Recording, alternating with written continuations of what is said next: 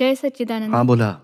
मी टीव्हीवर कार्यक्रम बघितल्यावर पहिल्यांदाच आली हं, इथे. हं.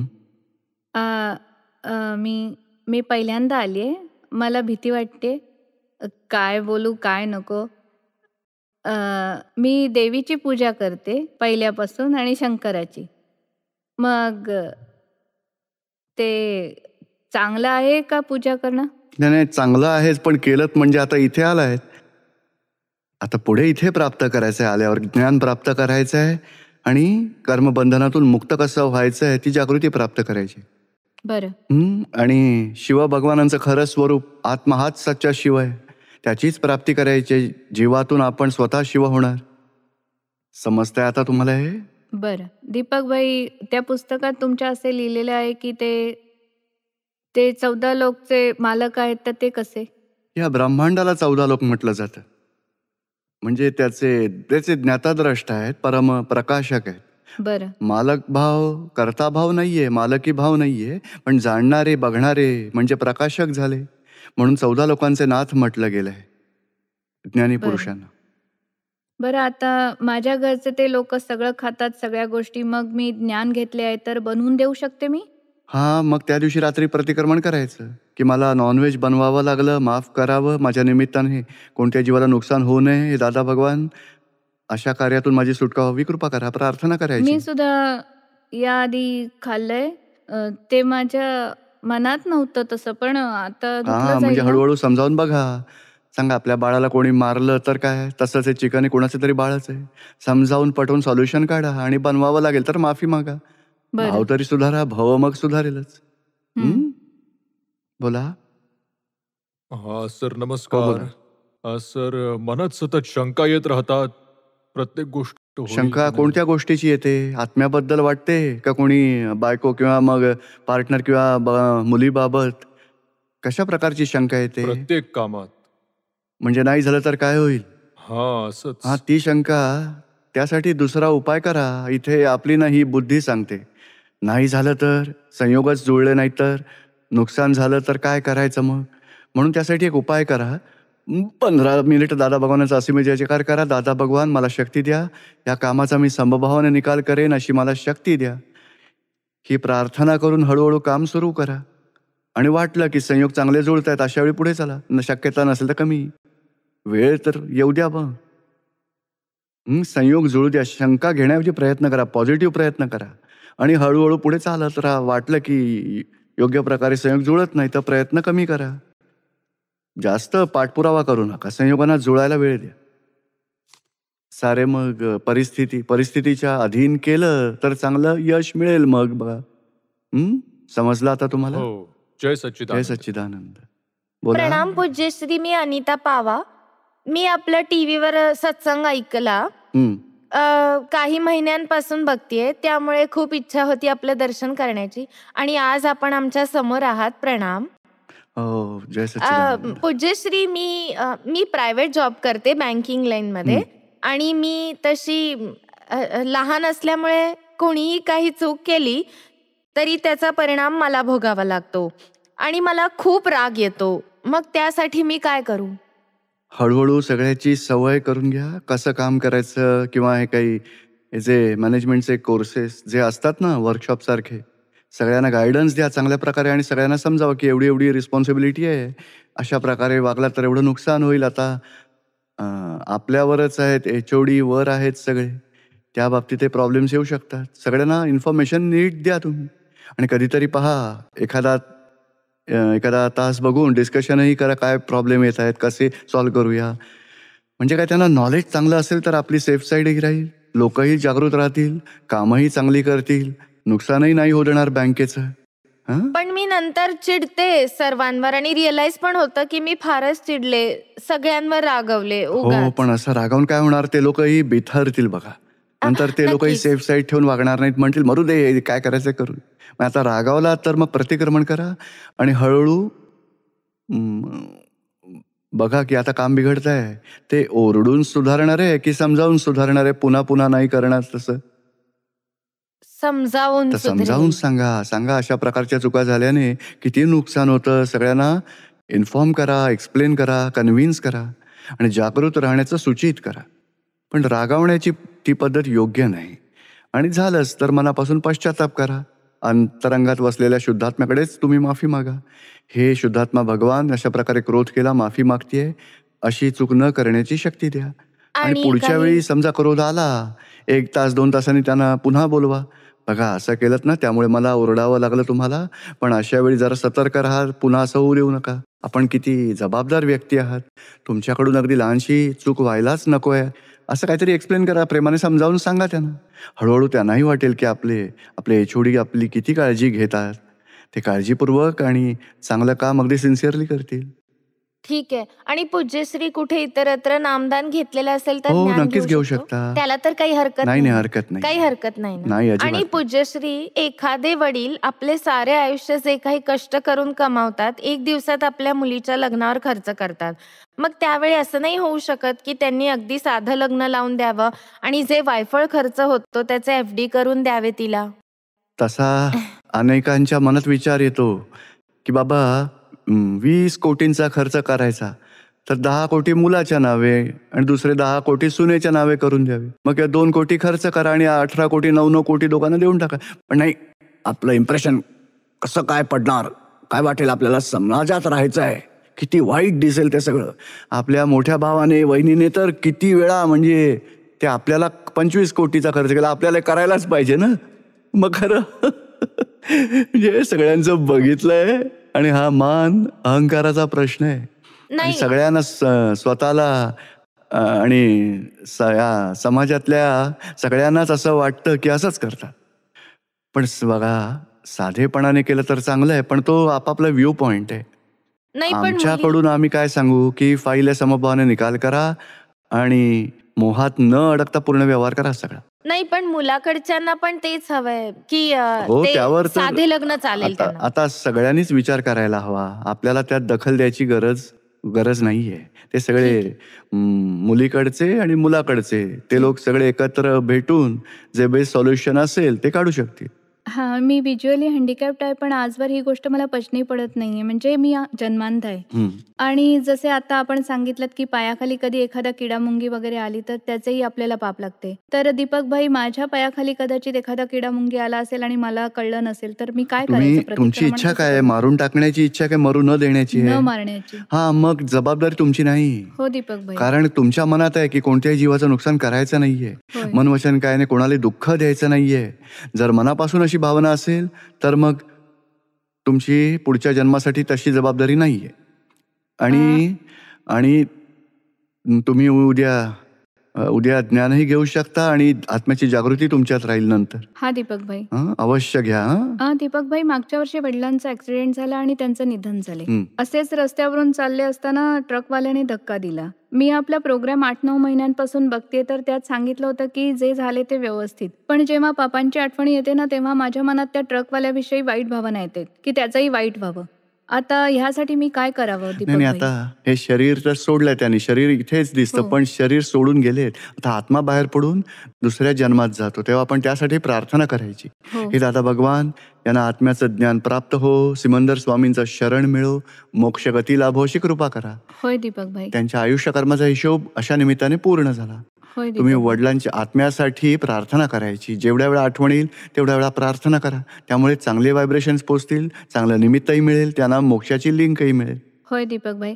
दीपक भाई, मी सांगितलं मी व्हिज्युअली हँडिकॅप्ड आहे. लोक आईला सांगतात हिचं लग्न करून द्या, पण मला लग्नाचं नाव काढलं तरी भीती वाटते. कारण मी स्वतःच्या कामांसाठी सुद्धा दुसऱ्यांवर अवलंबून असते. अशात लग्न झालं तर किती जास्त अडचणी येतील. आईला खूप काळजी वाटते माझी. आता बघा पुढे काय संयोग जुळून येत आहेत ते तुम्ही ज्ञान तर घ्या. होय दीपक आईलाही भाई. ज्ञान घ्यायला लावा. हो दीपक आणि भाई. मग बघा शांतपणे ज्ञानात राहून हळूहळू पुढे भविष्यात काय संयोग जुळतायत, काय होत आहे ते बघूया. दीपक भाई, मला आशीर्वाद द्या. मला अडालजला यायचं हो, एकदा. नक्की या. जय जय सच्चिदानंद. सच्चिदानंद. पूज्यश्रीजी, बोला. मी जेव्हा मेडिटेशन करते माझी बॉडी शिवरिंग होते. आणि म्हणजे का होतं? मेडिटेशन मध्ये काय काय करता? मी माझा एक गुरुमंत्राचा नामाचा जप हा, करते. म्हणजे त्याला मेडिटेशन नाही म्हणतो, तो जपनाम आहे. अच्छा, जपस्मरण म्हणतात त्याला. नामस्मरण आहे ते. ठीक पण आहे. ते त्याचं काय आहे की कधीतरी पूर्वीचा अभ्यास असा आहे की त्यामुळे एकदम एकाग्र झालं तर शरीराला शिवरिंग येतं. दादाजींकडे तर खूप लोक यायचे जे योग साधना करणारे होते, ध्यान करणारे.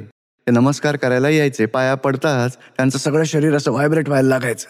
कारण ते परमाणू निघून जातात. त्या योग साधनेत अहंकारामुळे जी एकाग्रता केलेली आहे त्यामुळे शरीरात परमाणू येतात, ते बाहेर पडतात आणि सहजता शरीराला येते नंतर. तसेच ते बाहेर पडतात तर पडू दे. बाकी शांतपणे आत्म्याच्या ज्ञानात राहा तुम्ही. हे शरीर वेगळं आहे, मी शुद्ध आत्मा आहे. मग त्या शरीरावरचा तो परिणाम तुम्हाला नाही जाणवणार. थँक्यू. हां. माझा आपल्याला प्रश्न असा आहे की जेव्हा कधी मी परमात्म्याचं नाव घेतो तेव्हा आपला विचार, आपले मन जे असते त्याचं कॉन्सन्ट्रेशन आपण करू शकत नाही. त्यामुळे आपल्याला असं वाटतच नाही की आपण परमात्म्याचं नाव घेतलंय. म्हणजे तो असा कोणता मार्ग आहे ज्याद्वारे आपण आपल्या मनाचं कॉन्सन्ट्रेशन ठेवू शकतो? जरी आपण अर्धा तास जरी परमात्म्याचं नाव घेतलं, 10 मिनिट जरी घेतलं, तरी आपल्याला खरोखर वाटेल की आपण परमात्म्याचं नाव घेतलंय. हो, पण परमात्मा कुठे राहतो ते नाही माहित, कारण सगळे म्हणतात परमात्मा असतो, म्हणून मग आम्ही पण मानतो. पत्त्याशिवाय आपण पत्र पाठवणार? विना पत्त्याचं लेटर ऑफिसमध्ये जाईल? आता उद्या तुम्हाला ज्ञान देऊ, अंतरंगातील परमात्म्याचा साक्षात्कारही करवून देऊ आणि मग त्याचा खराखुरा पत्ताही तुम्हाला कळेल. बघा, नंतर तिकडे फोन लावा. अंतरंगातच बसलेला आहे. प्रत्येक जीवमात्राच्या अंतरंगात बसलाय आणि बायकोच्या अंतरंगातही आहे, पतीच्या अंतरंगातही आहे, मुलाच्या अंतरंगातही आहे, सुनेच्या अंतरंगातही, आईवडिलांच्या, सगळ्या जीवमात्रांच्या अंतरंगातील आत्मा तोच भगवान आहे, तोच परमात्मा आहे. त्यांनाच नमस्कार करा आणि मग तो थेट पोचेल त्याला आणि तुमची शांती वाढेल, आनंद वाढेल. हां, उद्या ज्ञानातून तुम्हाला जागृती मिळेल. काय? Okay, thank you. जय सच्चिदानंद. जय सच्चिदानंद. हा, बोला. दीपक काय भाई, नाव? आपण आत्म्याविषयी बोलतो तेव्हा हा. म्हणतो की बस आत्म्यात राहा. मग डॉक्टर इंजिनियर कोण बनणार? नाही, डॉक्टर तर मी एक इंजिनियर बनलो ना, आत्म्याला तेही राहू शकतो, इंजिनिअरिंग दोन्ही एकत्र जमू शकेल. या शरीरात 2 गोष्टी आहेत. एक अनात्मा पार्ट आहे, एक आत्म्याचा पार्ट आहे. आपण आत्म्याच्या जागृतीतही राहायचं आहे आणि दीपकला इंजिनियर व्हायचं तर होऊ द्यायचं. फर्स्ट क्लास इंजिनियर झालो आणि बिझनेसही चांगला केला. 1 3 बिझनेस झाले, धंदाही चालू होता आणि मी आत्म्यातही राहू शकायचं. दोन्ही एकत्र होऊ शकतं. कारण या दीपकचं कार्य पूर्वकर्मांचा हिशोब आहे. त्यामुळे कॉजेस जी पेरली, इंजिनियर होणं किंवा डॉक्टर होणं किंवा बायको बनणं, नवरा बनणं, सगळं हिशोबाच्या आधारेच होणारच आहे. बघा, मी अज्ञानातेने मानत होतो की मी दीपक आहे, मीच केलंय. ती माझी भ्रांती दूर झाली. मी शुद्धात्म्यात राहू शकतो आणि दीपक आपलं कार्यही करू शकतो. देहाने जेवण जेवतो आणि आत्म्यात राहून मी ज्ञाताद्रष्टाही राहू शकतो. दोन्ही बरोबर होऊ शकतं. समजते आता हे? आणि हा, बाहेरचे जे लोक आहेत वेस्टर्न कंट्रीवाले, ते तर वर्क इज वर्शिपच्या पॅटर्न प्रमाणे चालतात आणि खूप हो. मेहनत करत राहतात. आपण वेळ वाया घालवत बसतो. कोणत्या ना कोणत्या भगवंताचं नाव आपल्याला सुरुवातीपासून सांगितलं जातं. ओम नमः शिवाय नाही, म्हणा, नाही. जय कृष्ण ते म्हणा. आम्हाला सुरुवातीपासून, लहानपणापासून आजवर हेच तर सांगितलंय. आता जेव्हा आम्ही या आत्म्याविषयी कुठून तरी आपल्याकडून किंवा टीव्हीवरून कुठून तरी हा विचार ऐकला की तेव्हा कळलं की भगवान अंतरंगात आहे. कोणी म्हणतं आतला आवाज ऐकू येतो, नादवाद, कोणी म्हणतं की तारे दिसतात. आम्ही लोक बसलो की आम्हाला आवाज तर ऐकू आला पण तारे नाही दिसले. किंवा मग ते जे तारे दिसतात ते खरं ज्ञान नाहीये. काय नाव आहे तुमचं? आया खुल्लर. जेव्हा स्वतःचे दोष दिसतात ते सच्च्या आत्म्याचं ज्ञान आहे. कचरा दिसला तर प्रकाश म्हटला जाईल. कचरा प्रकाशात दिसला तर ठेच लागायला नको आणि ठेच लागली तर ज्ञानाचा प्रकाश मिळाला नाही म्हणता येईल. स्वतःचे दोष दिसले, स्वतःच्या दोषांची माफी मागितली तर समजायचं की सच्च्या आत्म्याचा ज्ञानाचा प्रकाश पडणं सुरू झालं. बाकी जे तारे दिसतात तो सगळा चित्ताचा चमत्कार आहे, कल्पना आहे. त्याचा आत्म्याला काहीही फायदा नाही. आपल्याला हे कसे कळेल की मागच्या जन्मी आपण कुठे होतो, कोण होतो, किंवा पुढे कुठे जाणार? ते जाणून घ्यायची गरज नाही, कारण त्याची मदत होणार नाही. त्यामुळे वैराग्य आहे. आत्मा तर आधीच्याही जन्मात होता, या जन्मातही आहे, पुढचा जन्म. त्यासाठी साक्षात्कार प्राप्त करायची गरज आहे. शरीराची काय अवस्था आहे ते जाणून घेऊन आत्म्याला त्याचा काय फायदा? मी स्वतः कोण आहे त्याची ओळख करून घ्या आणि कर्मबंधन होणार नाही तर मोक्ष होईल आपला. ते आपल्या फायद्याचं आहे. या शरीराचं तर आधी पंजाबी ड्रेस परिधान करायचं, आधी जीन्स घातली त्याआधी आणि हे मी परिधान केलं, त्याचा काय फायदा आपल्याला? तसं आत्म्याला कोणत्या शरीराचे कपडे मिळेल ते महत्त्वाचंच नाही आहे, ते इम्पॉर्टंट नाही. आणि त्याच आत्म्याची ओळख पटवून घ्या, ते महत्त्वाचं. जागृतीत राहिलात तर कर्मबंधनही होणार नाही, दुसरं देहही मिळणार नाही 1-2 अवतारात.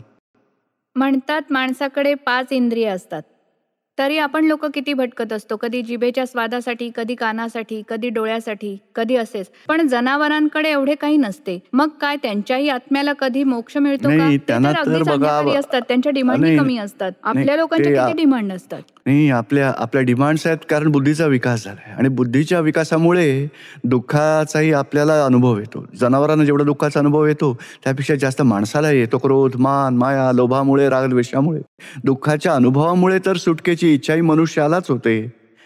त्यामुळे मोक्षाची प्राप्ती मनुष्यालाच होऊ शकेल. जनावरांचं काय, 4 संज्ञांमध्ये जगतात. भूक, मैथून, निद्रा, भय, त्यातच जीवन जगतात. त्यांची बुद्धी जास्त डेव्हलप नाही झालेली, मन थोडंसं डेव्हलप झालंय. मोक्षासाठी ते जनावरातून मनुष्यात येणार आणि पूर्ण विकास झाल्यावर क्रोध, मान, माया, लोभ, राग, द्वेष त्यात तेव्हा सुटायची इच्छा होईल, तेव्हा आत्मज्ञानी भेटतील, मग सुटतील. नाही तर सुटण्यासाठीचा उपाय जनावर गतीत नाहीये. मला असं जाणून घ्यायचं आहे की म्हणजे असं म्हटलं जातं की मेल्यानंतर नरक, स्वर्ग आणि मोक्ष त्याच्या कर्मानुसार मिळतो. हम्म. पण याला पुरावा काय आहे हे मला जाणून घ्यायचं आहे. ह्याचा प्रूफ म्हणजे बघा काय की आपल्या बुद्धीने आपण एवढं पुढचं नाही बघू शकत, पण केवल ज्ञानीना सगळं दिसतं. जो अनुभवी ज्ञानी आहे, केवल ज्ञानी, ते तर साऱ्या ब्रह्मांडाला ते बघू शकतात की इथे स्वर्ग आहे, इथे नरक आहे, ही मनुष्य गती आहे, जनावर गती आहे, 4 प्रकारच्या गती आहेत संसारात. तर जसं कर्म केलं त्या प्रकारे, कर्म बांधलं त्या प्रकारे त्यांना मनुष्य गती जरी मिळेल किंवा जनावर गती किंवा नरक गती किंवा मग देवगती. पण कर्मच बांधली नाहीत तर मोक्षगती मिळते त्यांना. त्याचा प्रूफ एवढाच आहे की आपल्या शास्त्रात तर खूप सारी उदाहरणं सुद्धा आहेत. आणि आपण जेव्हा त्या दशेत, आपण त्या स्टेशनवर पोहोचू, त्या दशेत पोहोचू, तेव्हा आपल्यालाही साऱ्या जगाच्या वास्तविकतेचा अनुभव येईल. आता तरी आपल्याला हे काही प्रमाणात ॲक्सेप्ट करावं लागेल की बाबा हां असं काहीतरी आहे. हे तर दिसतंय की मनुष्य गती दिसते आणि जनावर गती दिसते. या 2 तर आपण पाहू शकतो. देवगती, अंबा माताजी, पद्मावती मा, कित्येक देवींना आपण नमस्कार करतो, म्हणजे देवगती पण आहेच. आता नरगती आपल्याला समजत नाहीये पण आहेच. जो वाईट कर्म करतो, हिंसा, अनर्थ हिंसा, पण इथे त्याला शिक्षाही मिळत नाही, मग कुठे मिळणार त्याला? एवढा मोठा गुन्हा केल्यावर त्याला शिक्षा कोण देणार? तर नरकगतीत जाऊन शिक्षा भोगावी लागते. म्हणजे काय खरं तर असणार असे हे, आणि ज्ञानींच्या दृष्टीलाच ते समजेल बघा. पण एका सामान्य माणसाला हे कसं समजेल? नाही, आपल्या शरीरातली साखर वाढली आहे, जास्त का झाली आहे, प्लेटलेट काउंट कमी झालेत, त्याचे घटलेत, ते कसं कळतं सांगा? तर डॉक्टर सांगतात किंवा मग पॅथॉलॉजिस्ट सांगू शकतात की एवढ्या एवढ्या टेस्ट आहे त्यांच्या. म्हणजे हे फिजिकल सायन्स सांगतात डॉक्टर्स, हे स्पिरिच्युअल सायन्सचे डॉक्टर्स आहेत, सायंटिस्ट आहेत, हे तीर्थंकर आणि ज्ञानी, कृष्ण भगवानांसारखे, महावीर भगवानांसारखे ते लोक हे सांगू शकतात. आपल्याला एवढं नक्कीच कळेल, एवढं नक्कीच समजू शकतं की कॉजेस केले तर इफेक्ट त्याचे भोगावेच लागतील. एखादा चोरी करतो, खोटं बोलतो, काही भ्रष्टाचार करतो, इतरांचं नुकसान करतो, भेसळ करून सगळं विकतो, इथे जर तो पकडला नाही गेला तर त्याचं फळ काय मिळणार? तर 2 पायातून 4 पायातून जाईल. खाणं मिळायलाही त्रास होईल, लोक मारतील. नाही का म्हणतात ना की पैशांचा पूर्ण हिशोब पूर्ण करा, नाहीतर मग पुढच्या जन्मात बैल बनून पूर्ण करावं लागेल. खरी गोष्ट आहे. हा कुत्रा नाही का, आपण मनुष्य जन्मात तिरस्कार करतो, मग पुढचा जन्म आपल्या कुत्र्याचाच मिळतो, नंतर आपला तिरस्कार लोक करतील, असं आपल्याला लोक सांगतात. लक्षात थोडं थोडं यायला लागतं, वाटतं की असं होऊ शकतं. समजताय आता हे? हा, एक अजून असाही प्रश्न आहे माझ्या मनात छोटासा. म्हणजे म्हणतात ना की कर्माचे जे फळ असते ते मिळते या दुनियेत. एखादं मूल जेव्हा जन्माला येतं, ते आजारी पडतं आणि त्याला ICU मध्ये ठेवावं लागतं, त्याला कितीतरी इंजेक्शन्स द्यावी लागतात, त्याला किती त्रास सोसावा लागतो. त्याने तर कोणतेच कर्म केलेले नसते अजून या जगात. म्हणजे आल्यानंतर. आजच्या आयुष्यात नाही केलं, मागच्या जन्मात केलंय. आज सकाळी उठलात, काही खाल्लं नाही तरी वॉमिट होतं की नाही, टॉयलेट बाथरूमला जाणं चालू होतं ना. आज तर जेवण जेवलोच नाही, मग कसं काय होत आहे? तर काल खाल्लं होतं, हां काल हॉटेलमध्ये खाल्लं होतं, त्या लग्नाला गेलो होतो, खूप जेवलो तिकडे, त्यामुळेच होत आहे आज हे सगळं. आणि 2 दिवसांच्या मध्ये एक रात्र जाते ना, तसं 2 जन्मांच्या मध्ये मृत्यू घडतो. बाकी पूर्वजन्मातलाच हिशोब या जन्मात, जन्म झाल्याबरोबर मृत्यू होईपर्यंत भोगणंच असतं. पण आतून कर्ता भावाने, आरोपित भावाने नवी कर्म बांधतो. त्यात त्याचं मन, वचन, काया यांच्या बॅटरी चार्ज होत राहतात. दुसऱ्या जन्माची बॅटरी डिस्चार्ज होते. डिस्चार्जला मी केलं मानलं तर नवी बॅटरी चार्ज होते. तेच सगळं अविरत चालू राहतं. सुटायचं असेल तर कॉजेस बंद करा नवी. दादाजींच्या ज्ञानाने नवे कॉजेस बंद होतात. त्यामुळे पुढे जुनी कर्मफळ बघून संपली की मुक्ती होईल तुमची. थँक्यू. पूजा. गुरुजी जय सच्चिदानंद. गुरुजी हे विचारायचं होतं मला की पीस ऑफ माइंड आपल्या जीवनात कसा मिळू शकतो. Peace of mind. माइंडला पीस करून काय फायदा होणार आहे आपल्याला? ते मन तर शेजाऱ्याचं आहे. तुम्ही आत्म्याचं ज्ञान प्राप्त करा, त्यामुळे मनाला बाय प्रोडक्शनमध्ये शांती लाभेल. बघा, आपल्याला आपला आनंद प्राप्त करायचा आहे. मनाची शांती तर फर्स्ट क्लास. तुम्ही वडे भजी सगळं खाल्लं की मनाला शांती मिळणार. एका 2 दिवसांचा उपाशी असेल, मन अशांतीने भरेल. त्या मनाला शांती अशांती सगळे संयोग चांगले जुळून आले तर मिळेल. पण ज्ञान मिळालं तर आपल्याला संसारात कोणतं दुःख नाही उरणार. अज्ञानातेमुळे सगळ्या प्रकारची दुःख आपल्याला भोगावी लागतात. पण ज्ञानात आपण राहिलो तर त्याच संसारात, त्याच परिस्थितीत कोणत्या प्रकारचं दुःख आपल्याला टच नाही होणार. असं घडू शकतं. ते ज्ञान कसं मिळू शकतं आपल्याला. ज्ञान इथे उद्या ठेवलंय ना, ज्ञानविधी. त्यात मी स्वतः कोण आहे त्याची समज प्राप्त होईल तुम्हाला. ठीक आहे. नंतर Thank you. त्या जागृतीत राहायचं. 5 आज्ञा सांगितल्या जातात, जेणेकरून आपण आत्म्याच्या जागृतीत राहू शकाल, व्यवहार समताभावाने पूर्ण करू शकाल. याची चावी मिळेल अच्छा. तुम्हाला. बोला. जय सच्चिदानंद. पॉझिटिव्ह विचार करते निगेटिव्ह होतं असं का? या तर योगाच्या गोष्टी आहेत. आपला पुण्याचा हिशोब असेल तर निगेटिव्ह विचार करूनही पॉझिटिव्ह घडेल. मग मनात येतं आपण निगेटिव्ह विचार नाही करा. नाही, असं करू नका. पॉझिटिव्ह विचार करा आणि जे आलं ते पॉझिटिव्ह विचार करा. असा काही कायदा नाही आहे की निगेटिव्ह विचार केल्यामुळे पॉझिटिव्ह होईल, पॉझिटिव्ह विचार केल्याने निगेटिव्ह होईल. हे जे घडतं आहे ते मागील हिशोबांचा परिणाम आहे, मागील कर्मांचा परिणाम आहे. ओके. आणि जी आज बीजे टाकली आहेत, म्हणजे गव्हाचे दाणे पेरले, नंतर ते उगवतील. आधी बाजरीचे दाणे पेरले, त्यामुळे बाजरी उगवली. म्हणून आता जर आपल्याला बाजरी नको असेल तर गव्हाचे दाणे पेरत राहा. हळूहळू ही बाजरी संपेल, मग गव्हाचे दाणे उगवतील. म्हणजे पूर्व कर्माचं फळ आहे. आजची सफलता निष्फळता पूर्व कर्माचं फळ आहे. आज आपली भावना असेल की कोणालाही दुःख द्यायचं नाही, तर या बीजाची फळं नंतर मिळणारच आहेत. ठीक.